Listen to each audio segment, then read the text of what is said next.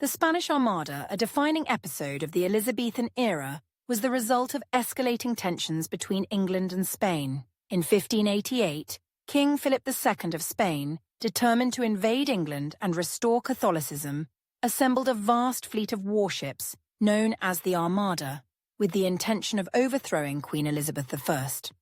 The plan was ambitious and complex, relying on a coordinated effort between the Spanish fleet and the Duke of Parma's army stationed in the Spanish Netherlands.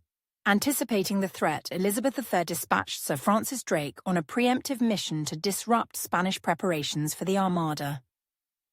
In April 1587, Drake launched a surprise attack on the Spanish port of Cadiz, where many of the ships intended for the Armada were being assembled. This raid, known as the Singeing of the King of Spain's Beard, was highly successful, destroying or capturing numerous ships and supplies, and delaying the Armada's departure by several months. Drake's actions bought England valuable time to strengthen its defences and prepare its navy for the impending conflict. Despite Drake's efforts, the Spanish Armada set sail from Lisbon in May 1588, comprising around 130 ships and carrying 30,000 men. The plan was for the Armada to sail up the English Channel to the coast of Flanders, where it would rendezvous with the Duke of Parma's forces at Dunkirk. Parma, one of Spain's most capable military commanders, had amassed an army of 27,000 troops, ready to be transported across the Channel for the invasion of England. However, this plan was fraught with difficulties. The waters around Dunkirk were shallow and treacherous, making it difficult for the large Spanish galleons to anchor safely. Moreover, Parma's troops were scattered and lacked the necessary transport ships to embark quickly, making a swift and coordinated meeting with the Armada nearly impossible. As the Armada approached the English Channel, it was met by the English fleet, commanded by Lord Howard of Effingham, with Drake as his second in command.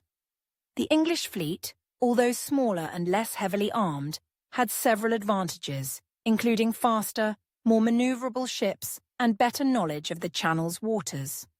Over the course of several days, the English engaged the Spanish in a series of running battles, using long-range cannon fire to damage the Spanish ships while avoiding close combat, where the Spanish might have had the upper hand.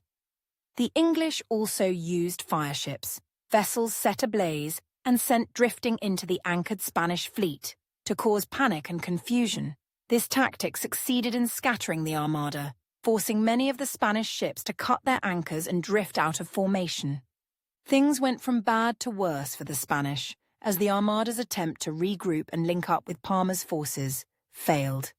The English navy continued to harry the disorganized Spanish fleet, preventing it from establishing a secure position off the coast of Flanders. Unable to rendezvous with Parma and facing dwindling supplies, the Spanish commander, the Duke of Medina Sidonia, decided to abandon the invasion and ordered the fleet to return to Spain. However, instead of retracing their path through the Channel, the Armada was forced to sail north around Scotland and Ireland, a perilous journey made more dangerous by severe storms and treacherous waters. The Armada's return voyage turned into a disaster. Many of the ships were wrecked on the rocky coasts of Scotland and Ireland, and those that survived the journey suffered from a lack of food and fresh water. Of the original 130 ships, fewer than half returned to Spain, and many of those were in poor condition. The failure of the Armada was a significant blow to Spanish prestige and military power, and it marked the beginning of the decline of Spain as the dominant European power. Although the defeat of the Armada was a major victory for England, the war with Spain continued for several more years. Both sides launched further naval expeditions, but neither achieved a decisive advantage. The conflict drained both nations' resources and caused economic hardships.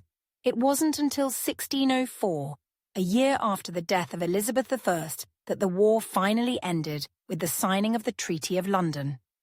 The treaty restored peace between England and Spain, but by then, the balance of power in Europe had shifted.